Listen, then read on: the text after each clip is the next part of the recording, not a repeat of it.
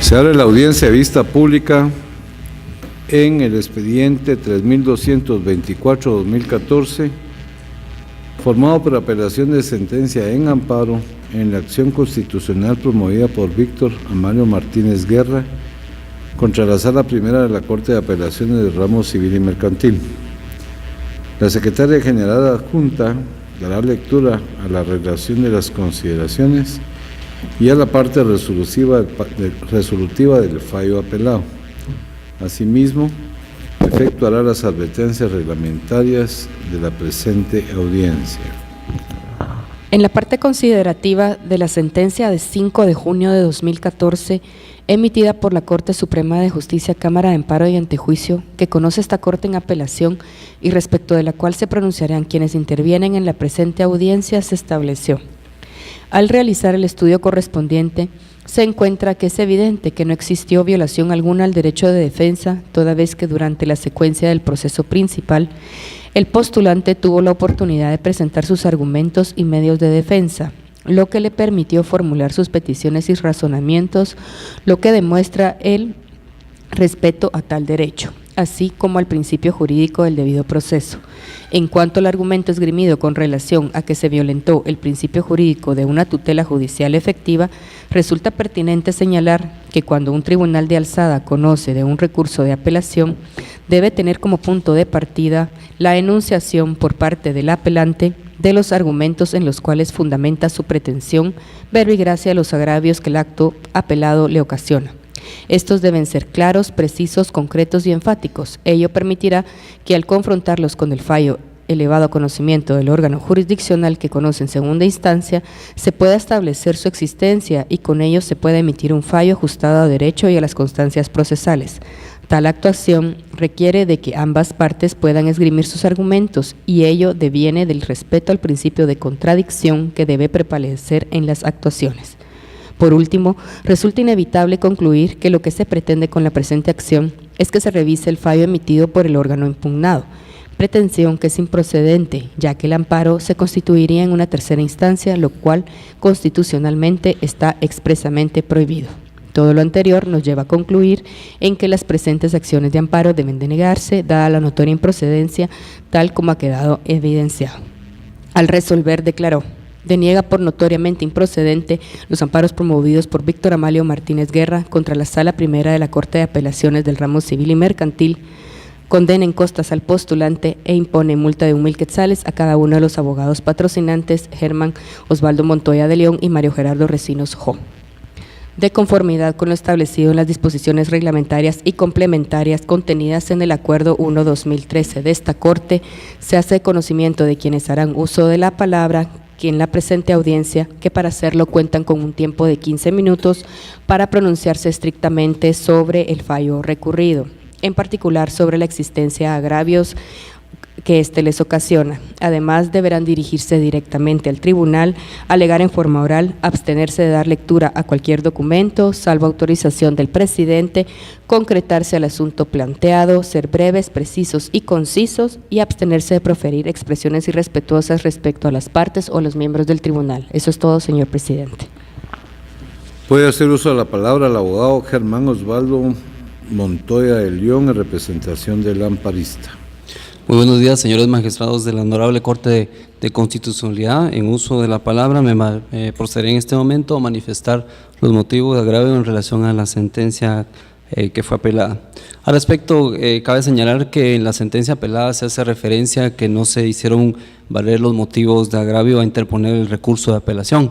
Sin embargo, es de observar el memorial de fecha 19 de julio del año 2013, por medio del cual se puede establecer que aún de manera sucinta se hace ver que se apela la sentencia en virtud de que hay una violación al debido proceso, al derecho de defensa, y eso causa indefensión. Al respecto, cabe señalar lo que es el expediente número 4597-2011, por medio de la cual esta honorable Corte sentó como precedente que aún una sucinta relación de argumentos o de agravios es motivo suficiente para poder entrar a conocer sobre el fondo del asunto. En el presente caso concurren estas circunstancias. ¿Por qué? Porque básicamente la Corte de Constitucionalidad, a través de ese criterio, lo que hace es que beneficia el derecho de proacción, para que de tal manera siempre se tenga acceso a la justicia y siempre se tenga derecho a la tutela judicial efectiva. De igual manera, es de hacer también resaltar que esta Honorable Corte, en expedientes 4825-2011 y lo que es 1814-2012, hace referencia y hace una integración sobre el derecho de defensa, y aunque es en materia penal, cabe resaltar que en ese momento hace una integración de los dos escritos que contienen tanto el momento de la interposición de una apelación como el momento de subsanación de los defectos que pudiera tener el mismo. Lo importante de reconocer en esta sentencia es el aspecto que el Tribunal Constitucional hace referencia que deben de integrarse ambos argumentos con el fin de que al final el tribunal pueda determinar si existen o no manifestación de agravio, si cumplieron con los requisitos que establece la ley para poder entrar a conocer sobre el fondo del asunto. En ese sentido, consideramos que en aplicación de esa teoría, de esa integración de los diferentes momentos de argumentación, cabe también integrar en este momento lo que podría ser la manifestación tanto al momento de interponer lo que es el recurso de apelación, en el cual reitero se hizo una exposición de agravios, como también en el momento en el cual se evacuó la vista. En vista con esos ambos documentos se puede, básicamente el Tribunal de Alzada, que era hasta la primera Corte de Apelaciones, tenía motivos suficientes para poder conocer cuáles eran los motivos de agravio sobre los cuales se interponía la apelación. Al respecto sobre la obligación de fundamentar todas las resoluciones judiciales, es importante mencionar la emblemática sentencia 1523-2003 y 1543-2003, en donde se hace una amplia descripción sobre lo que es la tutela judicial efectiva. De dicha sentencia se puede recoger el principio de que toda resolución judicial debe ser debidamente fundamentada, y establece 3 requisitos o 3 casos sobre los cuales no puede haber una violación a dicho principio, que es cuando está en juego la vida, la integridad de una persona y su patrimonio. En este caso básicamente se está en juego el patrimonio de una persona, es una condena de más de 9 millones de quetzales. Sin embargo, no se tiene acceso a esta tutela judicial efectiva, fundamentada sobre un aspecto de forma. Y para el respecto, con la venia del señor presidente, quisiera mencionar lo que refiere la jurisprudencia en lo que es expediente 2258-2010. En lo conducente, por favor.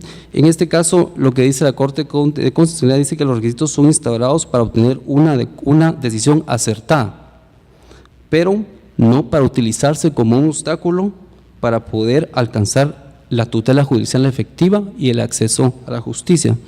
En este caso, se considera que si se aplica únicamente lo establecido al momento de presentar recurso de apelación, ese requisito se está tomando como un obstáculo para poder tomar una vida o utilizarse como un obstáculo para tener acceso a una tutela judicial efectiva y un acceso a la justicia. Respecto de la jurisprudencia de la Corte de Constitucionalidad a la que hace referencia la Corte Suprema de Justicia en el fallo apelado, se hace referencia a que en este caso hace un análisis de qué debe prominar el principio de contradicción sobre el principio de tutela judicial efectiva. Al respecto, quisiera mencionar que esta Corte en el fallo 938-98 ha dicho lo siguiente, y si nuevamente me permite el señor presidente hacer referencia al respecto, dice: la eficacia de la Constitución, para que la eficacia de la Constitución, que en caso de concurso de normas se produzca debe producirse una ponderación de valores y principios de tal modo que conserve su armonía sistemática sin sacrificar unos en beneficio de otros. En este caso, básicamente, considero, honorables señores magistrados, que no se está haciendo una debida ponderación de los principios de contradicción versus el principio de tutela judicial efectiva. En este caso, de conformidad con la jurisprudencia anteriormente citada, ambos derechos debiesen de coexistir, ambos derechos debiesen de armonizarse de tal manera que no se sacrifique uno en perjuicio del otro. En la jurisprudencia se está sacrificando la tutela judicial efectiva y se está protegiendo el contradictorio. ¿Cómo se puede lograr que ambos derechos puedan permanecer y no sean sacrificados uno en pro del otro. En este caso, básicamente, como sucede todos los días en muchos tribunales de justicia, ante las ausencias de normas legales que establezcan procedimientos, todos los jueces integran el derecho, integran de conformidad con el artículo 165 de la Ley del Organismo Judicial, y lo hacen también en defensa y de su deber de poder tutelar el derecho de defensa, el debido proceso de las partes. En situaciones como esta, básicamente ambos principios pueden coexistir. ¿Y cómo pueden coexistir? Por ejemplo, a través de, una vez evacuada la vista, el tribunal respectivo fácilmente puede conceder una audiencia a la parte contraria para que tenga conocimiento de los motivos de agravio y pueda manifestarse al respecto. No es necesario sacrificar la tutela judicial efectiva, ambos pueden coexistir. Entonces, respetuosamente, siempre se solicita que se haga una revisión de esa jurisprudencia y se analice si existen otras alternativas para que ambos derechos coexistan. No obstante lo anterior, pues se entiende que la jurisprudencia resulta aplicable en aquellos casos que lógicamente no se hace ninguna argumentación de agravios. Sí, básicamente, en esos casos la jurisprudencia pues cabalmente resuelve el asunto, porque el Tribunal de Alzada no tendría ninguna razón o motivo de análisis. Pero en aquellos casos, como el caso concreto que se está ventilando ahora, sí hubo una exposición de agravios. Se hace al momento de interponer el recurso de apelación y se complementa al momento de la vista. En esos casos estimamos necesario que se haga una revisión de esa jurisprudencia, que se analice qué otras alternativas existen para que ambos derechos puedan coexistir. Eso no perjudicaría el principio de celeridad, porque básicamente al darle audiencia de forma pronta por 2 días o 3 días a la otra parte, tendría el tiempo suficiente para poderse pronunciar sobre los agravios manifestados respecto al recurso de apelación, y eso debería ser analizado a través de la tutela judicial efectiva, ¿verdad?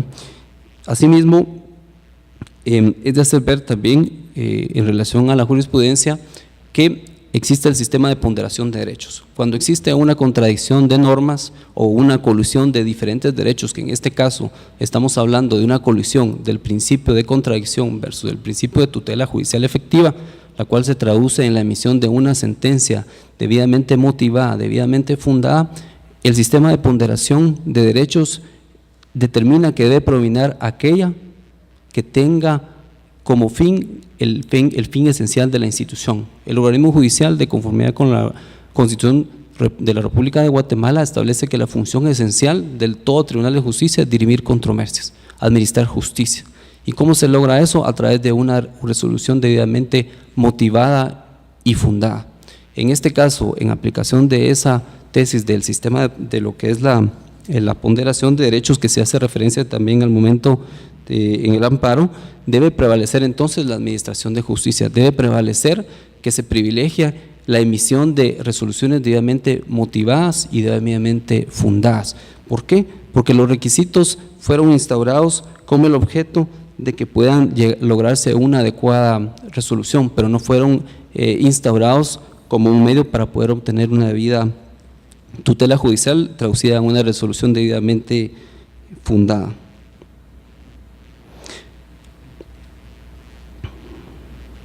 Por otra parte, es de hacer notar también que al respecto de la jurisprudencia hay que hacer ver que en el artículo 200 del Código Procesal Civil y Mercantil establece que en el juicio oral también es susceptible la aplicación de las normas del juicio ordinario.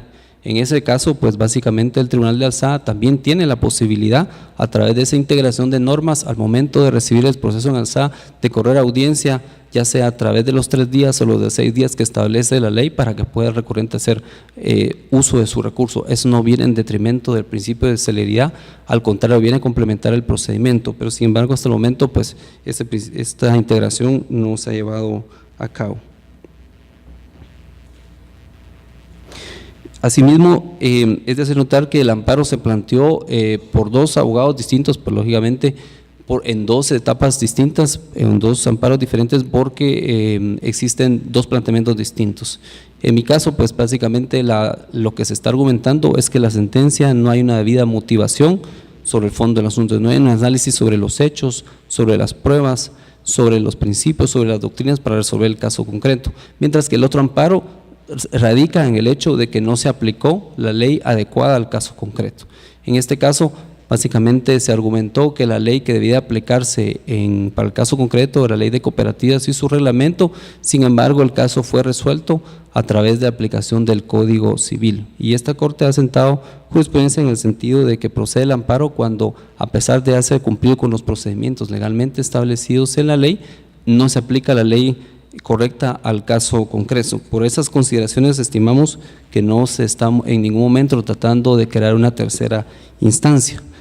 Y reitero, señores magistrados, estamos en un momento oportuno para poder analizar la jurisprudencia. ¿Por qué? Porque vienen nuevos magistrados de Corte de Apelaciones en los cuales van a dar nueva pauta a estos casos concretos. Respetuosamente yo reitero que se revise la jurisprudencia de la Corte de Constitucionalidad y se tome en consideración entonces, en conclusión, lo siguiente. Primero, que la jurisprudencia resulta lógicamente aplicable a aquellos casos donde no hay agravios, donde la parte apelante no hace uso de esos agravios. Entonces es comprensible que el Tribunal de la Sala no pueda entonces emitir un pronunciamiento sobre los mismos, ¿verdad?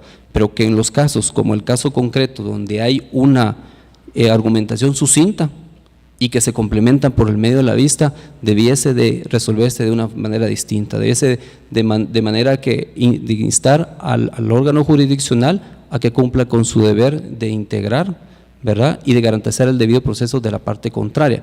A través de ese procedimiento lo que se estaría es garantizando tanto la contradicción, el principio de contradicción, como el principio de tutela judicial efectiva, y con eso lograríamos tener sentencias con una mejor calidad y con los estándares internacionales que se pide por la Corte Interamericana de Derechos Humanos también, y que se hace referencia en varios fallos también de esta honorable Corte. De esta manera no se está sacrificando ninguno de los derechos, sino que se están integrando, ¿verdad? Dejarnos en la situación con que se está el proceso representa un agravio en virtud de que con ello hay una violación al derecho de defensa, a una violación al derecho al debido proceso, al acceso a la justicia, a la tutela judicial efectiva. ¿Por qué? Porque se deja a un estado total de indefensión y no se tiene acceso a una segunda instancia.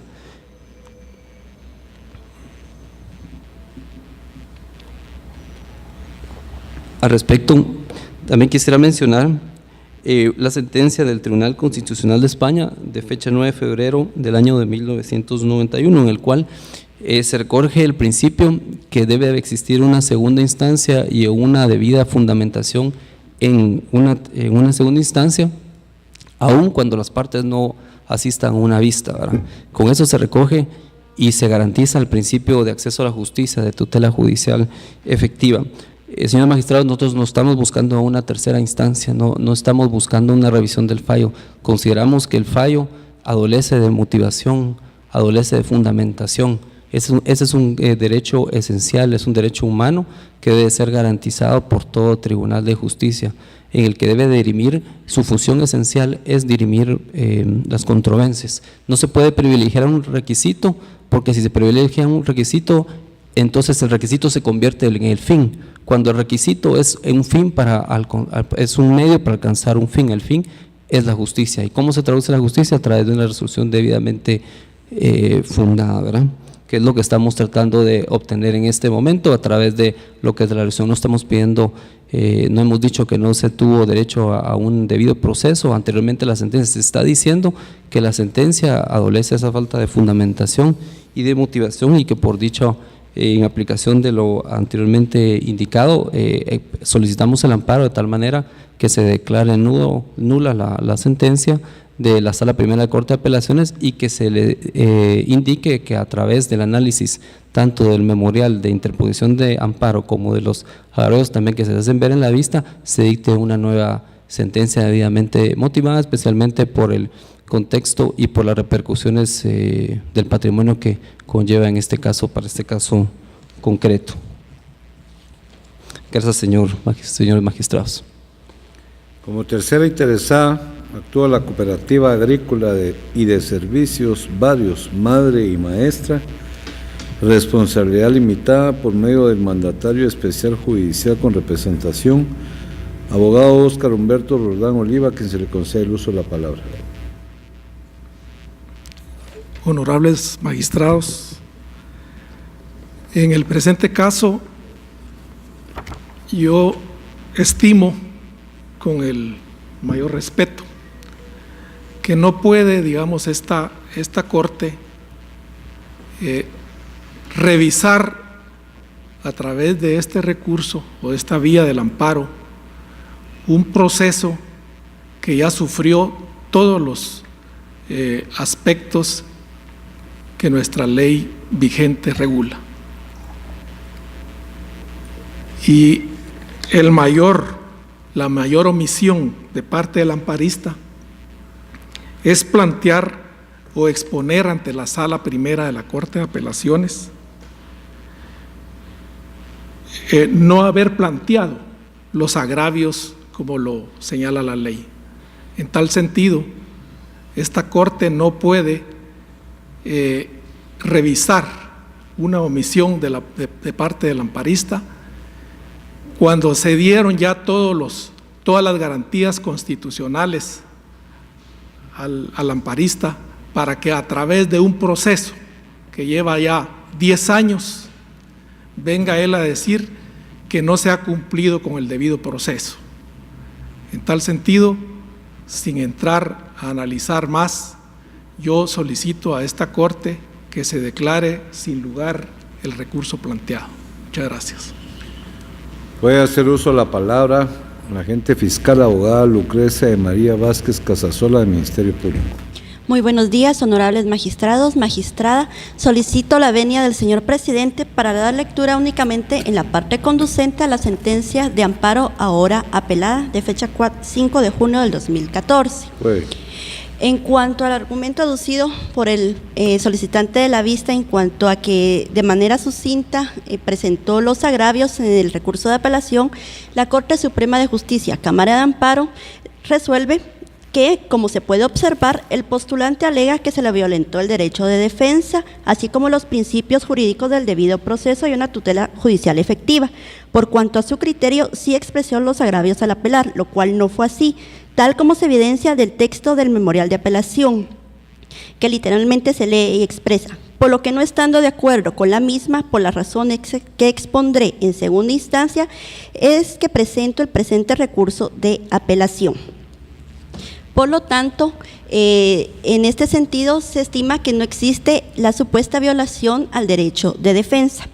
Asimismo, se aduce que el acto reclamado es carente de una debida fundamentación. Sin embargo, al darle lectura a las constancias procesales, se establece que la Sala Primera de la Corte de Apelaciones del ramo civil expresa claramente que en determinados procesos civiles como el subyacente y en aplicación del artículo 209 del Código Procesal Civil y Mercantil, el momento procesal oportuno para la expresión de agravios es al momento de interposición del recurso de apelación, dado que es la única oportunidad que tiene la contraparte para conocer los motivos en que descansa la impugnación alegada. De lo contrario, se evitaría el contradictorio y se dejaría en estado de indefensión a la contraparte del apelante. En este sentido, se ha pronunciado esta honorable Corte dentro de los expedientes 69-2009, 2515-2010 y 4263-2013, doctrina constitucional que es de observancia obligatoria de conformidad con el artículo 43 de la Ley de Amparo, Exhibición Personal y de Constitucionalidad. Por tal razón, esta Fiscalía estima que le es dable a esta honorable Corte declarar sin lugar el recurso de apelación planteado, confirmar la sentencia venida en grado y denegar el amparo promovido, emitiendo las demás declaraciones que corresponden por la improcedencia del mismo, únicamente. Se clausura la audiencia a vista pública.